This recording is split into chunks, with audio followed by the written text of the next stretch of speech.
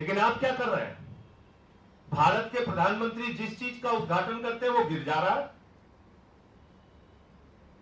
मेरठ के सड़क का उद्घाटन किया, वहां गड्ढा हो गया। बुंदेलखंड के एक्सप्रेसवे का उद्घाटन किया, वहां गड्ढा हो गया। बिहार में पुल का उद्घाटन किया, वो टूट के गिर गया।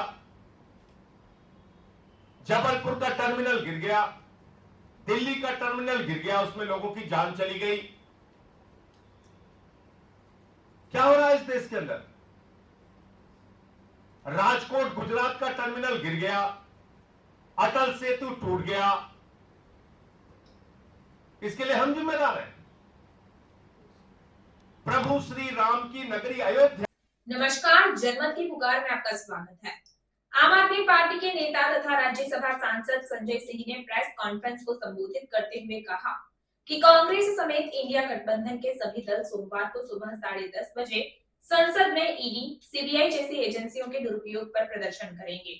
विरोध प्रदर्शन के लिए शनिवार को कांग्रेस के राष्ट्रीय अध्यक्ष मल्लिकार्जुन खड़गे ने आवास पर इंडिया गठबंधन की बैठक हुई, जिसमें देश में जांच एजेंसियों के दुरुपयोग के खिलाफ संसद में आवाज उठाने पर सहमति बनी। देश में कई राज्यों के विपक्षी नेता जेल में हैं। ईडी, सीबीआई का इस्तेमाल विपक्षी नेताओं को जेल में रखने के लिए किया जा रहा है। संजय सिंह ने प्रेस कॉन्फ्रेंस के दौरान और क्या कुछ कहा, सुनिए। नमस्कार, मैं आर.के. जायसवाल और आप देख रहे हैं जनमत की पुकार। मौजूद हूँ आम आदमी पार्टी के आईटीओ ऑफिस पर। देख सकते हैं आम आदमी पार्टी का ऑफिस, और आज राज्यसभा सांसद संजय सिंह ने प्रेस कॉन्फ्रेंस बुलाया है। जिस तरीके से अरविंद केजरीवाल को जमानत मिलने वाली थी, उससे पहले सीबीआई गिरफ्तार कर लिया। 3 दिनों तक पूछताछ के बाद फिर से उनको हिरासत में भेज दिया है। इन्हीं सब मुद्दों को लेकर संजय सिंह ने प्रेस कॉन्फ्रेंस बुलाया है। चलिए उनसे बातचीत करते हैं। सभी पत्रकार बंधुओं को नमस्कार। आज की ये प्रेस वार्ता एक बहुत ही बड़े गंभीर मुद्दे पर है। एक ऐसा गंभीर मुद्दा जिस पर आपकी आंखें खुल जाएंगी। एक ऐसा गंभीर मुद्दा कि किस तरह से देश की जांच एजेंसियां राजनीतिक हथियार बन रही हैं, किस तरह से देश की जांच एजेंसियां देश की सुप्रीम कोर्ट को गुमराह कर रही हैं। किसी और अदालत की बात मैं नहीं कर रहा हूं। देश के सर्वोच्च न्यायालय को, सुप्रीम कोर्ट को देश की जांच एजेंसियां गुमराह कर रही हैं। केंद्र सरकार की प्राइम इन्वेस्टिगेटिंग एजेंसी जिसको कहते हैं, वो गुमराह कर रही हैं। ये मैं पूरे प्रमाण के साथ आज आपको बताने जा रहा हूं। आप लोगों को याद होगा, जब माननीय सर्वोच्च न्यायालय में मनीष सिसोदिया जी के जमानत की सुनवाई हो रही थी, तो उस समय ईडी ने माननीय सर्वोच्च न्यायालय के सामने कहा। सर्वोच्च न्यायालय ने पूछा, भाई इतने लंबे समय से 2 साल से आप जांच कर रहे हैं, 1.5 साल हो गया आपको जांच, तब 1.5 साल हुआ था, 1.5 साल हो गया आप जांच कर रहे हैं, और आपकी जांच पे जांच, जांच पे जांच, जांच पे जांच चलती रहेगी। किसी आदमी को आप कब तक जेल में रख सकते हैं? यह अंतहीन जांच नहीं हो सकती। तो ईडी ने माननीय सर्वोच्च न्यायालय के सामने कहा, जांच पूरी होना तो दूर हुजूर, 6 से 8 महीने में हम ट्रायल खत्म कर देंगे।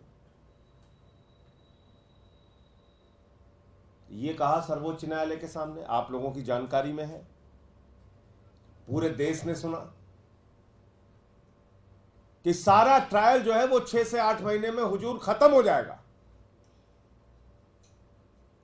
अब आ जाइए 4 जून को फिर इस साल, और 6 से 8 महीने तो बीत ही गया।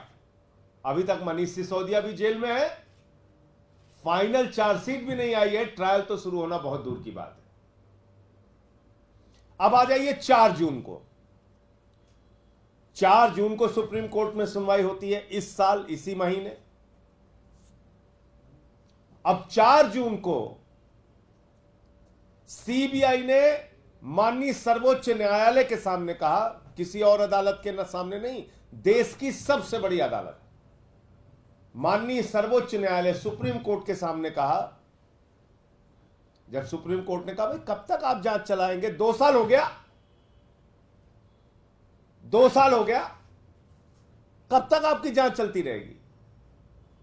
बोले सर साहब एकदम जांच पूरी हो गई, सब कुछ तैयार है साहब, बस 2 से 3 हफ्ते के अंदर हम फाइनल चार्जशीट दाखिल कर देंगे, अब हमको कोई जांच नहीं करनी। सुना होगा आप लोगों ने, ये भी आप लोगों की जानकारी में है। माने सीबीआई सुप्रीम कोर्ट को गुमराह कर रही है। इसका मतलब सीबीआई अपनी जांच पूरी कर चुकी थी। इसका मतलब सीबीआई को आगे जांच नहीं करनी थी। इसका मतलब सीबीआई को कोई और गिरफ्तारी नहीं करनी थी। लेकिन सीबीआई वालों को बेचारों को क्या पता कि उनको अभी क्या क्या करना पड़ेगा। उसी बीच एक ऐतिहासिक फैसला ट्रायल कोर्ट का, ईडी कोर्ट का अरविंद केजरीवाल के मामले में आता है और वो फैसला यह कहता है ईडी के पास कोई सबूत नहीं है अरविंद केजरीवाल के खिलाफ। ईडी दुर्भावना से काम कर रही है अरविंद केजरीवाल के खिलाफ।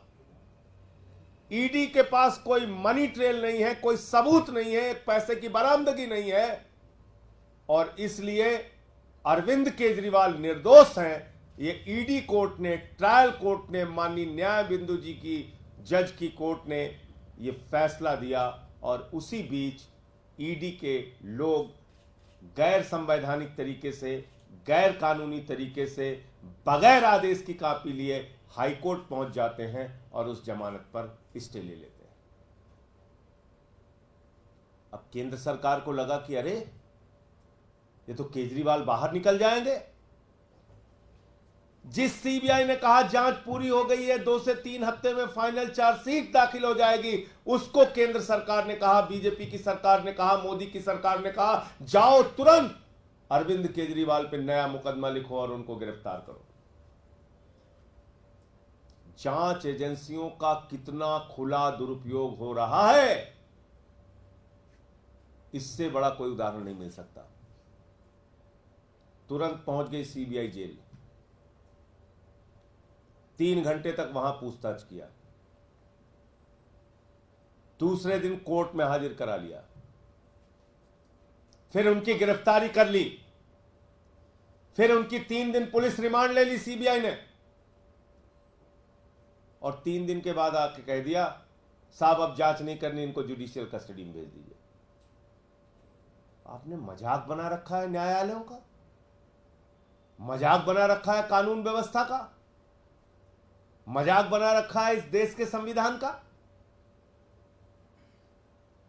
एक मुख्यमंत्री जिसको आपने 2 साल तक गिरफ्तार नहीं किया, कोई सबूत नहीं थे आपके पास, लाखों पन्ने आपने छिपा के रखे हुए हैं ईडी सीबीआई ने, और अचानक आपको लगा कि अरे ये तो बाहर निकल जाएंगे, सुप्रीम कोर्ट से भी ट्रायल कोर्ट की जमानत पर मुहर लग जाएगी, उससे पहले आपने फर्जी मुकदमा लिखा, उनको गिरफ्तार कर लिया। किसके इशारे पे?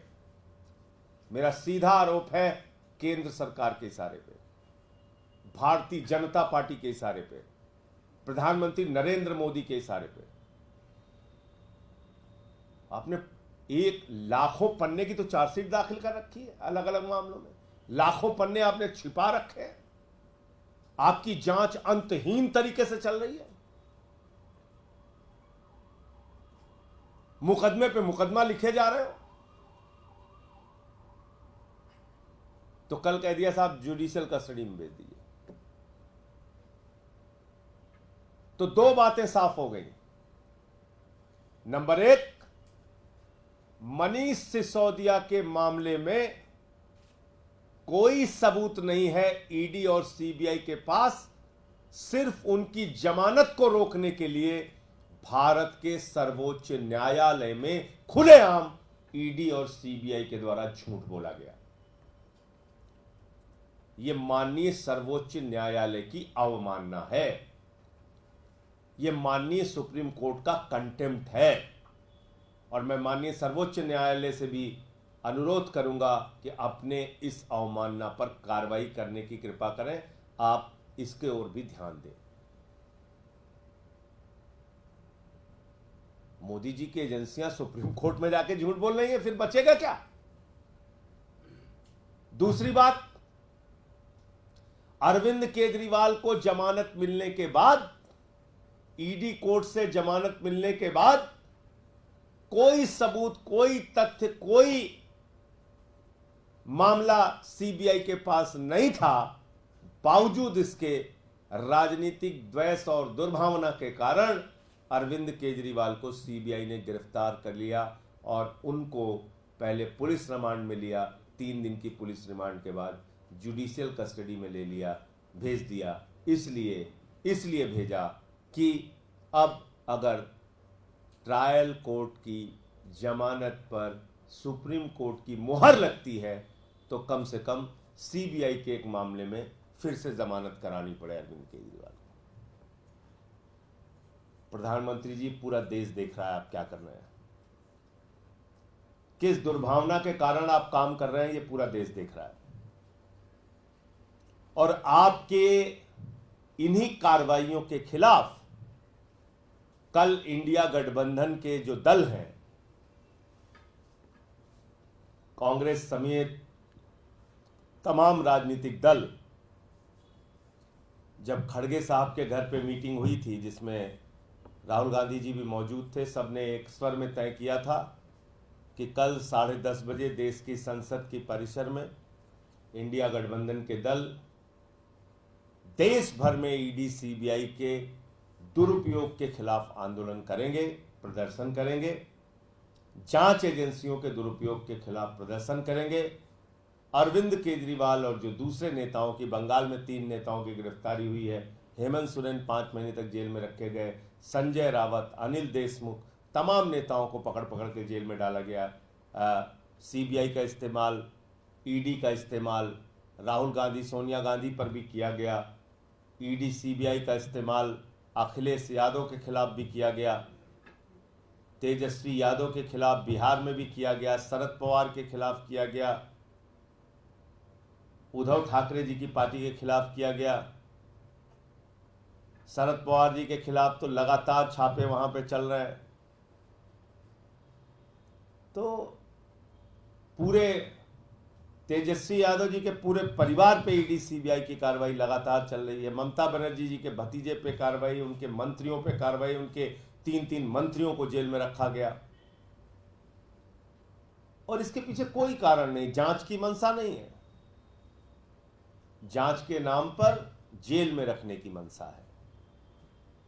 तो इन सारे विषयों को लेकर कल संसद परिसर में 10:30 बजे इंडिया गठबंधन की ओर से विरोध प्रदर्शन भी होगा। और जांच एजेंसियों का दुरुपयोग इस समय एक बड़ा मामला है। तमिलनाडु में भी हमने देखा किस तरह से वहां डीएमके पार्टी के खिलाफ दुरुपयोग हो रहा है। वहां तो एक किसान के खाते में 400 रुपए था, उसको ईडी गिरफ्तार कर लेती। 400 रुपए, क्योंकि एक बीजेपी नेता ने उसके खिलाफ एप्लीकेशन दी। तो जिस ईडी का मकसद आतंकवादी पैसों की जांच के लिए हुआ था, हवाला की जांच के लिए हुआ था, उस ईडी का इस्तेमाल आप कर रहे हैं। 400 रुपए जिस किसान के खाते में है, उसका राजनीतिक मकसद के कारण उसकी गिरफ्तारी और उसके कार्रवाई के खिलाफ, उसके कार्रवाई के लिए। तो मुझे इतनी बात कहनी थी। आपका कोई प्रश्न हो तो आप पूछ सकते हैं। 17 साल बाद इंडिया वर्ल्ड कप जीत गई T20 है। देखिए, ये हम सब के लिए और एक एक भारतीय के लिए बहुत गर्व की बात है। हिंदुस्तान की टीम 17 साल के बाद विदेशी धरती पर जाकर विश्व विजेता बनी है। मैं रोहित शर्मा जी को, पूरी इंडिया टीम को हृदय की गहराइयों से बधाई देना चाहता हूं, शुभकामनाएं देना चाहता हूं आम आदमी पार्टी के एक एक कार्यकर्ता की ओर से, देश के करोड़ों लोगों की ओर से। और बहुत अच्छा है, इंडिया जीते, इंडिया को जीतना ही चाहिए, इंडिया जीतता ही रहेगा, इंडिया जीत रहा है, राजनीति का खेल हो चाहे क्रिकेट का खेल हो। सर एक और सवाल है सर, आप कह रहे हैं कांग्रेस भी हिस्सा लेगी, लेकिन जो दिल्ली यूनिट है कांग्रेस की वो कहती है कि जनता को राम भरोसे छोड़कर सरकार जो है वो अरविंद केजरीवाल की रिहाई में लगी हुई है, तो ये कॉन्ट्रडिक्शन को किस तरह से देखते हैं सर? देखिए, ऐसा है कि जो मैंने आपको वो जानकारी दी जो इंडिया गठबंधन की मीटिंग में खड़गे साहब के यहाँ तय हुआ था, तो अगर अपने राष्ट्रीय नेतृत्व के विपरीत कोई राय अगर उनकी राज्य इकाई रख रही है तो इस पर जवाब उनके राष्ट्रीय नेतृत्व के लोग देंगे, मैं क्यों बोलूँगा। अगर राहुल गांधी जी की राय के खिलाफ, खड़गे जी की राय के खिलाफ किसी राज्य इकाई की राय है, वो चाहे दिल्ली की हो या किसी राज्य इकाई की हो, कोई फैसला अगर सामूहिक रूप से इंडिया गठबंधन की बैठक में लिया गया है तो उसके विपरीत जाकर राज्य इकाई दिल्ली की क्या कह रही है, इस पर उनके राष्ट्रीय नेतृत्व को जवाब देना चाहिए। संजय जी, पानी भरने का जो बार-बार मामला है वो सामने आता है, दिल्ली में भी इस तरीके की स्थिति हो जाती है, कल भी इस तरीके से देखा गया थोड़ी बारिश के बाद। देखिए, दिल्ली में जहां जहां जल भरा हो रहा है वहां हम कार्रवाई भी कर रहे हैं बहुत तेजी के साथ, और आपने देखा होगा स्थितियां काफी बेहतर हुई हैं। और ब्लेम गेम में पड़ेंगे तो आपको मुझे बताना पड़ेगा कि एनडीएमसी का एरिया शांति पथ, वहां पे नाव चल सकती थी, इतना पानी भर गया। आपको मुझे बताना पड़ेगा कि राम गोपाल यादव जी जो समाजवादी पार्टी के राष्ट्रीय महासचिव हैं, वो अपने सहयोगियों के सहयोग से बाहर निकाले गए घर से इतना पानी उनके घर में भर गया था। ये सब एनडीएमसी एरिया में आता है। चलिए, उसका ब्लेम गेम नहीं करते हैं, छोड़ देते हैं ये सब चीजें। जहां हमारी जिम्मेदारी हम काम करेंगे। लेकिन आप क्या कर रहे हैं? भारत के प्रधानमंत्री जिस चीज का उद्घाटन करते हैं वो गिर जा रहा है। मेरठ के सड़क का उद्घाटन किया, वहां गड्ढा हो गया। बुंदेलखंड के एक्सप्रेसवे का उद्घाटन किया, वहां गड्ढा हो गया। बिहार में पुल का उद्घाटन किया, वो टूट के गिर गया। जबलपुर का टर्मिनल गिर गया, दिल्ली का टर्मिनल गिर गया, उसमें लोगों की जान चली गई। क्या हो रहा है इस देश के अंदर? राजकोट गुजरात का टर्मिनल गिर गया, अटल सेतु टूट गया। इसके लिए हम जिम्मेदार हैं। प्रभु श्री राम की नगरी अयोध्या, आप जाके देखिए हालत वहां पे। पहले तो आपने हजारों घर तोड़ डाले लोगों के, उसके ऊपर बुलडोजर चला दिया, उनकी गरीबी पे बुलडोजर चलाया, उनकी दुकानों पर बुलडोजर चलाया, उनके मकानों पर बुलडोजर चलाया, मंदिरों पर बुलडोजर चलाया। आप तानाशाही से इस देश को चलाना चाहते हैं। आपने प्रभु श्री राम की नगरी को तहस नहस कर दिया। 30,000 करोड़ रुपए विकास के नाम पे आपने वहां पे खर्चा किया। क्या हुआ पहली बारिश के अंदर? क्या हुआ पहली बारिश के अंदर? आप सब कुछ तो छोड़ दीजिए, प्रभु श्री राम के गर्भगृह में पानी गिर रहा था और प्रभु श्री राम के मंदिर के मुख्य पुजारी ने इस पे अपनी आपत्ति जाहिर की। और मैं कौन शख्स हूं? पहला वो व्यक्ति जिसने देश के अंदर चंदा चोरी का मुद्दा उठाया था। मैंने अयोध्या की कोतवाली में तहरीर दी थी एफआईआर के लिए कि प्रभु श्री राम के मंदिर में चंदा चोरी हो रही है, भ्रष्टाचार हो रहा है, उठाकर देख लीजिएगा। मैंने कहा था कि यहां भ्रष्टाचार हो रहा है, कम से कम भगवान श्री राम को तो छोड़ दो। लेकिन वही बड़ी बड़ी बातें, देश को आपने गुमराह किया। राम को हम लेके आए हैं, हमको लेके आओ, हम भगवान हैं, हम नॉन बायोलॉजिकल हैं, हम अवतार हैं, हम परमात्मा हैं। तो आप इंसान को तो बेवकूफ बना सकते हैं प्रधानमंत्री जी, भगवान को आप मूर्ख नहीं बना सकते। भगवान ने आपके साथ न्याय कर दिया। अयोध्या में आप लोगों ने राम मंदिर में भ्रष्टाचार किया, राम मंदिर के नाम पे चंदा चोरी की, अयोध्या आपको भगवान श्री राम ने हरा दिया। सीतापुर हरा दिया, रामपुर हरा दिया, श्रावस्ती हरा दिया, प्रयागराज हरा दिया, सुल्तानपुर हरा दिया, प्रतापगढ़ हरा दिया, कौशाम्बी हरा दिया, चित्रकूट हरा दिया। जहां जहां से प्रभु श्री राम होकर गुजरे हैं, राम पथ गमन मार्ग, सब जगह बीजेपी का सफाया हो गया। आप लोग भगवान को भी नहीं बख्श रहे। तो पूरे देश में जहां भाजपा है वहां भ्रष्टाचार है, जहां भाजपा है वहां सिर्फ और सिर्फ एक ही कार्रवाई है, चंदा दो धंधा लो, चंदा दो धंधा लो, electoral bond, electoral bond, electoral bond, terminal गिर जाए कोई नहीं बात नहीं, हमको इलेक्टोरल बॉन्ड दो, सड़कें टूट जाए कोई बात नहीं, इलेक्टोरल बॉन्ड बीजेपी को दो, पुल गिर जाए, 150 जान चली जाए, चाहे 1500 जान चली जाए, चाहे मोरबी का पुल गिर जाए, चाहे बिहार का पुल गिर जाए, चंदा दो धंधा लो, चंदा दो धंधा लो। 3,02,000 करोड़ रुपए का ठेका उन कंपनियों को भारतीय जनता पार्टी ने दिया जिससे इलेक्टोरल बॉन्ड के रूप में रिश्वत खाने का काम, भ्रष्टाचार करने का काम भाजपाइयों ने किया। चंदा दो धंधा लो, ये इसी स्कीम के तहत चारों तरफ ठेके दिए गए और पहली बारिश में ही पुल धड़ाम, टर्मिनल धड़ाम, सड़क धड़ाम, एक्सप्रेसवे धड़ाम, सब धड़ाम धड़ाम धड़ाम। अब अंतिम में 1 मिनट 23 सेकंड आपका लूंगा, उसके बाद मैं अपनी बात बंद करूंगा। बहुत अच्छा विषय आपने दिल्ली के पानी का उठाया, मैं आपको दिखा रहा हूं। ये 30,000 करोड़ का भ्रष्टाचार देखिए।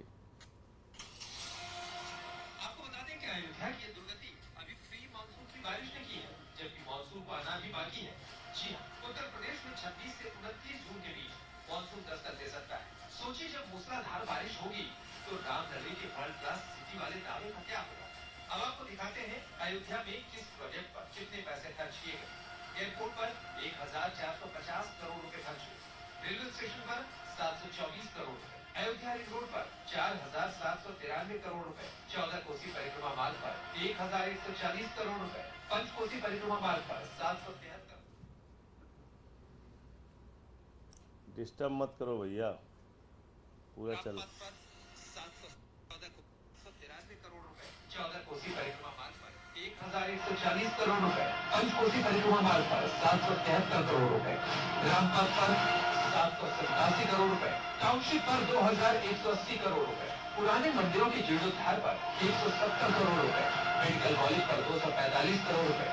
अब सवाल ये है कि अयोध्या में भव्य और दिव्य राम मंदिर को बनाने के लिए देश के जाने माने और वर्ल्ड क्लास इंजीनियरों से राय ली गई, तो क्या अयोध्या नगरी के विकास को सिर्फ जेबें भरने वाले ठेकेदारों के जिम्मे छोड़ दिया गया?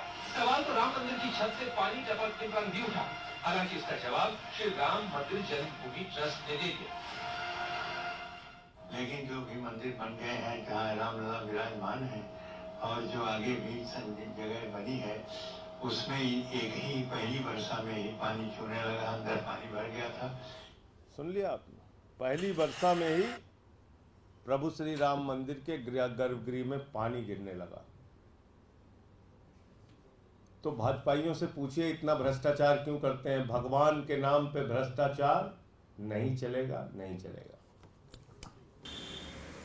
तो देखा किस तरीके से संजय सिंह ने पीएम नरेंद्र मोदी पर और भाजपा के केंद्र सरकार पर बड़े बड़े आरोप लगाए हैं कि किस तरीके से दुर्भावना के साथ इनको गिरफ्तार किया गया है, फिर से हिरासत में भेज दिया गया है। उन्होंने पानी के मुद्दे पर भी कई सारे आरोप लगाए हैं कि किस तरीके से एनडीएमसी इलाके में भी शांतिवन के जो जगह है वहाँ पर भी पानी भर गया था। इस तरीके से आरोप प्रत्यारोप लगा रहे थे और उन्होंने जिस तरीके से अयोध्या में पानी भरने, पानी टपकने का जो मंदिर में पानी टपकने का जो मामला आया है, अयोध्या में किस तरीके से वहाँ पर जल जमा हुआ है पहले बारिश में ही, उस पर भी उन्होंने बहुत सारे आरोप लगाए हैं, बहुत सारे आरोप लगाए हैं। अगर आपने हमारा अभी तक चैनल सब्सक्राइब नहीं किया है तो कृपया चैनल सब्सक्राइब कर लें, लाइक करें, शेयर करें, कमेंट करें। तो मिलते हैं फिर किसी और खबरों के साथ। नमस्कार।